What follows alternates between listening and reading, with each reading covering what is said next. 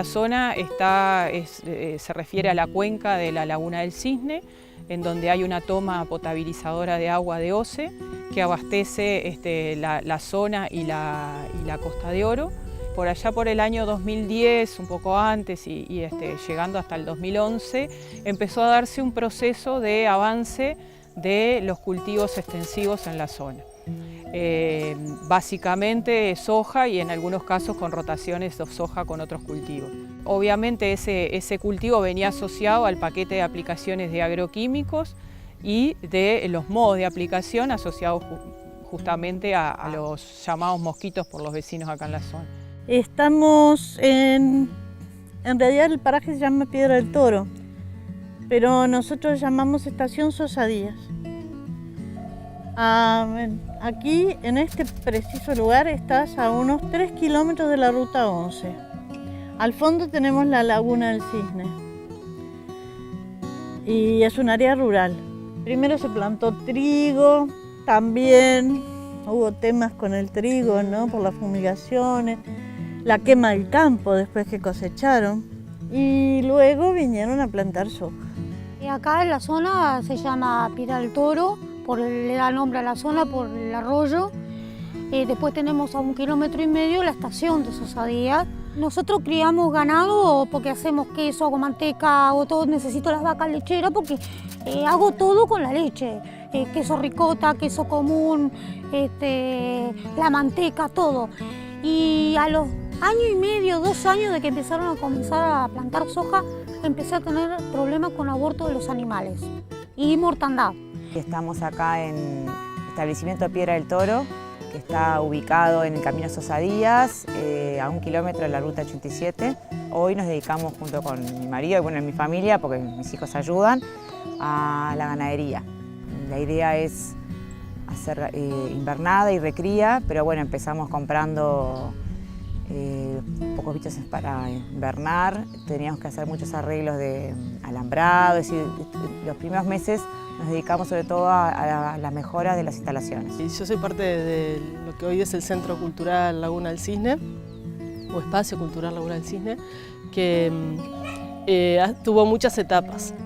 Nosotros nos vinimos en el 2013 para acá y a los 2 meses lo que era un colectivo de unas 6 personas empezó a generarse algunas dificultades por distintos temas, pero uno de los principales fue que teníamos la soja muy cerca. A un campo que está ahí de 300 metros ya la veíamos, digamos, lo que hoy es pradera era todo soja. La contaminación ambiental con la soja fue muy fuerte, muy fuerte. Yo insté a algunos vecinos linderos a las plantaciones a entablar un juicio y bueno, no, quedé solita y lo hice. En la segunda audiencia de conciliación hubo allí una conciliación de que esta persona se alejara 250 metros a partir del alambrado. Y bueno, ya no le convenía porque los 250 metros a partir del alambrado, más la zona que tenía que dejar de franja frente a la cañada, y está. Y tuvo la intención de iniciarme un juicio a mí, pero bueno, no tuvo suerte.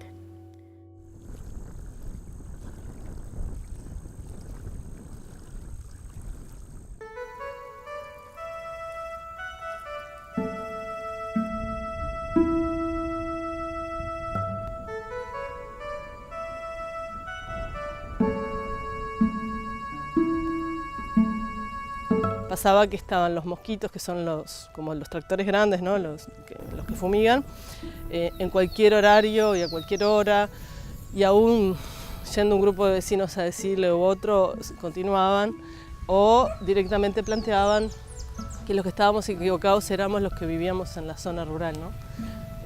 Como que eso tenía que habilitarse y punto. Y así fue como un periodo largo eso.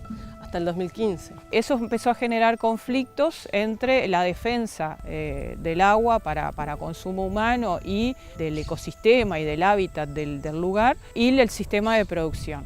Ese conflicto se metió en la agenda de las autoridades, tanto municipales, departamentales y nacionales, y a raíz de eso, bueno, empezó a sesionar en noviembre del 2014 la Comisión de Cuenca de Laguna del Cisne, donde ahí hay presencia de las organizaciones civiles, de la institucionalidad pública también.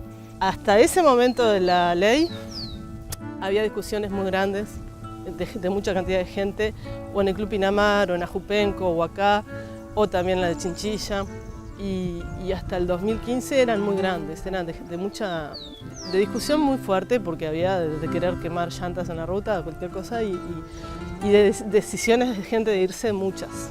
Empezó a verse que bueno, la forma de salvaguardar y de tanto el tema del agua como los sistemas productivos y los vecinos de la zona era generar medidas cautelares que pusieran un marco de acción a lo que se podía hacer y cómo se debía de trabajar y vivir en esta zona. Cuando se empieza a delinear la ley, ahí como en 2015, ahí recién como que nosotros nos animamos a plantearnos quedarnos, ¿no? Cuando yo me enteré de las cautelares, la verdad que justamente en la zona que más que aprovecha el ganado del pasto más verde, que está mejor, está contra la margen de los arroyos. Entonces fue algo bastante chocante, fue algo que realmente empezamos a pensar en mirar para otro lado y emigrar, porque la verdad que se nos complicaba y nos habíamos enojado bastante por el tema de que el campo es tuyo y no lo es, te sentís así, que no podés usar tu campo como vos quieras, como que te limita. Obviamente esos primeros meses fueron de mucha efervescencia y de mucho diálogo para tratar de justamente alivianar esa sensación de conflicto que había. En la medida que empezamos a aterrizar en los predios, donde empezamos a dialogar uno contra otro, digamos, y no en asambleas o talleres, la gente empezó como a entender cuál era el proceso y sobre todo empezó a identificar que este proceso generaba más oportunidades que conflicto con la producción. Después, cuando comenzó la Agencia de Desarrollo a visitarme, empezaron a plantearme posibilidades que podía hacer dentro de esos 20 metros para hacerlos productivos. Trabajé por una empresa muy grande, sobre todo en el norte, durante 17 años y hace un tiempo quería como un poco abrirme y estaba hace un tiempo buscando campo para comprar. Me nombraron en este lugar, me pareció un poco raro la ubicación, cerca de Salinas. Al principio no iba a venir a verlo, lo terminé viniendo a ver y me llamó la atención los buenos campos que había acá. Nos encantó el lugar y decidimos comprarlo y ahí justo surgió que estábamos dentro de una cuenca, de una cuenca de área protegida de Laguna del Cisne. Que bueno, con un montón de medidas que yo nunca había escuchado hablar, bueno, empecé a interiorizarnos y bueno, ahí fue que nos enteramos que era como una zona, para mí una oportunidad buena de producir algo distinto, pero como que las cosas venían como muy complicadas por distintos motivos que estaban pasando, por distintos intereses. Lo que indica la norma es que no hay prohibiciones de ningún principio activo ni de ningún cultivo. O sea, se puede hacer dentro de lo que se venía haciendo lo mismo. Lo que sí, la norma genera un marco de acción para que esos procesos sean más sostenibles. Todo lo que tiene que ver con la aplicación de agroquímicos debiera de hacerse en el marco de los principios activos, las dosis, los tipos de aplicación, los modos de aplicación que están permitidos en la norma nacional que refiere al Ministerio de Ganadería. Obviamente se puede seguir haciendo soja, pero lo ideal sería que se hiciera en un marco de rotaciones con otros cultivos o, por ejemplo, con cultivos más duraderos, como puede ser una pradera, en sistemas asociados con ganadería, por ejemplo. Eso es lo que se intenta.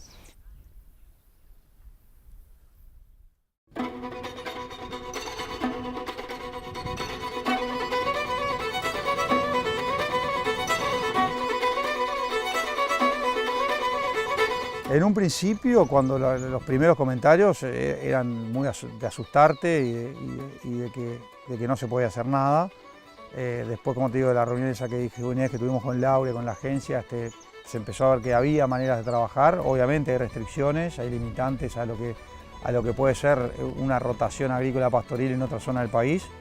Hay restricción al uso de agroquímicos, se puede usar poco y nada, pero bueno, usando productos de baja toxicidad, de baja dosis, de baja contaminación, algo se puede utilizar y usar métodos mecánicos como puede ser el movimiento de suelo y la siembra.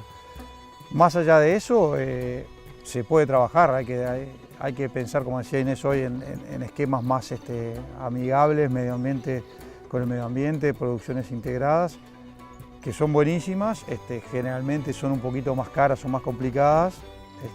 Y bueno, hay que encontrar la vuelta a eso dentro de una ecuación económica que está muy justa, ¿no? La norma también limita el acceso a los cursos de agua, fijando una zona de amortiguación de 20 metros a cada lado de arroyos y cañadas.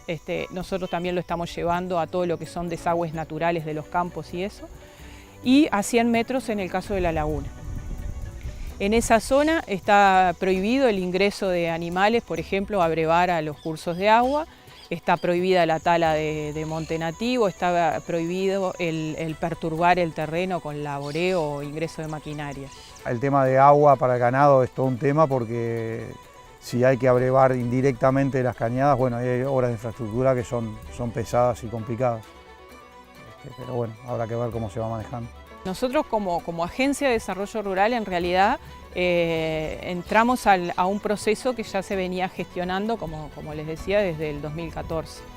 Entonces, una vez promulgada la medida cautelar y empezamos a identificar que había falta de conocimiento por parte sobre todo de los productores de lo que implicaba la norma. Lo primero que hicimos fue convocar justamente a un taller con productores, hicimos las invitaciones lo más extensivas posible, eso fue en mayo del 2016, en donde justamente en la escuela de Sosa Díaz, donde tratamos de que hubiera mucha concurrencia, sobre todo de productores.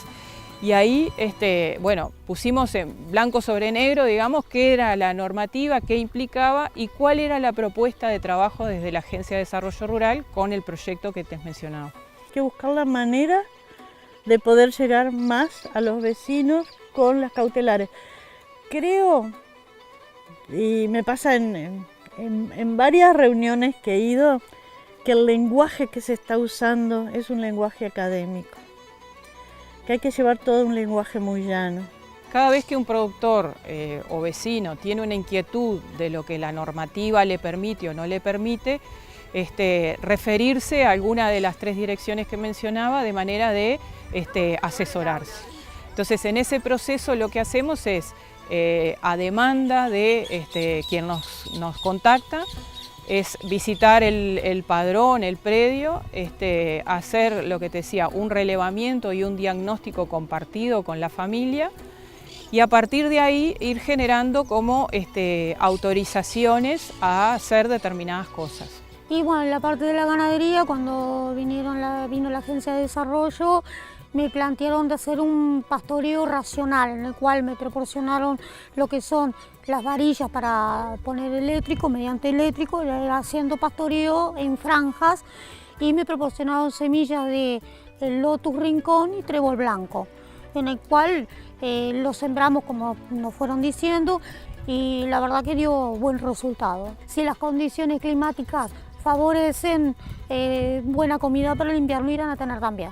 El área cautelada de la cuenca son aproximadamente 5.000 hectáreas, estamos hablando de 577 padrones y bueno, y en términos de qué sistemas productivos hay, podemos decir que lo que predomina en cantidad de hectáreas es la ganadería. Por suerte la ganadería extensiva, en donde se maneja campo natural y en algunos casos el campo natural mejorado. Obviamente estamos hablando de un campo natural que no es genuino, ¿no? Sino que se ha ido manteniendo después de perturbaciones de hace tiempo.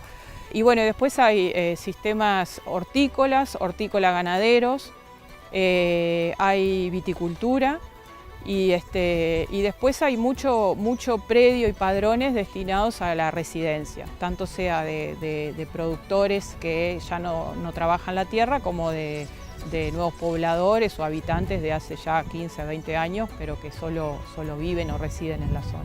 Nosotros acá somos dentro de todo bastante autosuficientes. Todo lo que producimos lo consumimos, el excedente se comercializa en una feria de Pando los domingos. Preparo absolutamente todo casero, desde los panificados, el proceso de las verduras, las frutas también en almíbar, dulces, todo ese tipo de cosas, quesos, tenemos huevos de las gallinas. Tenemos una economía autosustentable.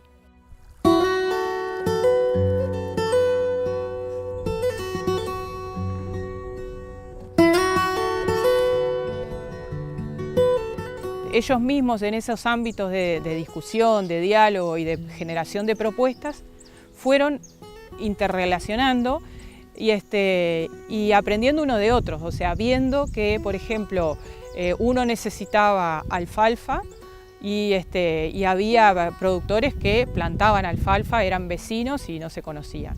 O productores que de repente hacían brindaban servicio de maquinaria y otros que necesitaban la maquinaria pero tampoco se conocían. Entonces empezaron como a darse esas articulaciones, esas redes de conocimiento interno y empezaron a ver que, bueno, que no era un tema de unos contra otros, sino de complementarse. Y eso se dio tanto a nivel de los predios, de los sistemas productivos, los productores, como de los habitantes, ¿no? Los vecinos que se autodenominan, digamos. Y ahí empezaron a darse sinergias importantes, cosas como que la Intendencia empezó a patrocinar y apoyar y a trabajar con ellos, pero entre ellos también empezaron a darse, como te decía, sinergias importantes. Hoy veíamos un caso, por ejemplo, de una productora que tenía que plantar una línea de guayabos contra una cañada y productores, vecinos de la zona que no son productores, se comunicaron con ella para darle una mano, para ayudarla a regar, para sostener esa producción. Entonces, digo, esas cosas empiezan como a darse. Y ellos mismos visualizan que este proceso ha venido a mejorar ese tipo de cosas. Con los productores nos conocemos de vivir acá y de las reuniones y con la gente que vive acá, ¿no? Que muchos son pequeños productores, ¿no? Y de un intercambio más cotidiano, como por ejemplo con esto de la reconversión y la puesta de árboles y tratar de ir a ayudarlos a regar esta nueva etapa, ¿no? Que es de construcción de su lugar distinto. Entonces ahí hay un intercambio a la misma vez que nosotros estamos allí colaborando con ellos en esa apuesta de guayabos nuevos, digamos, o límites nuevos en su lugar. Ellos también, hay un intercambio de conocimiento de las cosas que se hacen. Lo ideal sería que todos plantaran, que sea todo no con agroquímicos, sino de manera natural. Nosotros acá en las curas que hacemos son todo lo más natural posible, de no utilizar agroquímicos porque son muy perjudiciales. Vos no sabés hasta cuándo, pues te dicen 72 horas para consumir un tomate. Pero ¿y vos qué seguridad tenés que en esas 72 horas se le fue el veneno? Entonces, lo más seguro, como hacían nuestros abuelos, sulfato de cobre con cal y ir manejándonos con eso y abono, el estiércol de vaca seco y es lo mejor. Más allá de los esfuerzos se visualiza una posibilidad, ¿no? de estar en un lugar que de verdad es muy lindo, pero que estaba considerado muy peligroso por mucha gente, porque acá no querían ni llegar a la escuela muchas veces. Había gente que optaba por no llevar a los niños a la escuela, por ejemplo, porque estaban rodeados de soja. Con el tiempo ha habido menos rechazo. Desde que se pusieron hasta ahora va habiendo menos rechazo, ¿no? Y yo personalmente siento que hay más conocimiento del daño que se puede hacer, ¿no? No solo al ambiente, sino a las personas, ¿no? El daño que le pueden hacer todos los productos y eso. Yo no sé, capaz que es ilusión y ganas de, pero con vecinos que converso así en el cruce, en el camino y yo, Digo, están mejor, están mejor. Se toma en forma muy positiva, ¿no? Porque en realidad, si bien todavía hay desconocimiento en algunos lugares de la zona, para los que estábamos en el tema ya fue un cambio muy radical porque los propietarios que estaban fumigando realmente te lo decían con total propiedad que lo podían hacer, ¿no? Ahora directamente pasaron a un nivel donde o se quedaban y pagaban multas o se iban a tener que ir, y todo eso cambió mucho la dinámica. La verdad que es muy positivo. Claro, queda mucho para hacer, recién se está empezando, los procesos son lentos y hay que irlos acompañando, ir de a poco, porque si entras de una con todo, como que no da, son muchos cambios y de a poquito se va a ir haciendo, se va a ir implementando de a poco todo. Realmente cuando te metes o mirás para allá y ves pradera, te cambia, o ves vacas, cambia mucho, porque eso era todo plantación de soja en ese caso. Y a nosotros nos cambió mucho la perspectiva, ¿no? Realmente pasamos de tomar la decisión de irnos a quedarnos. Creo que en la perspectiva futuro, con mucho apoyo y con mucha organización que hace falta también todavía, esto puede ser una propuesta muy interesante. Que no digo que lleguemos a una cuenca agroecológica como en algún momento se planteó, pero sí a tener una cuenca, una zona que más allá de la medida cautelar genera una propuesta de interacción entre vecinos, entre habitantes nuevos del medio rural, productores, el uso del ecosistema y de los servicios ambientales, del agua, la laguna y los márgenes de los arroyos y cañadas, que me parece que puede ser una propuesta muy interesante.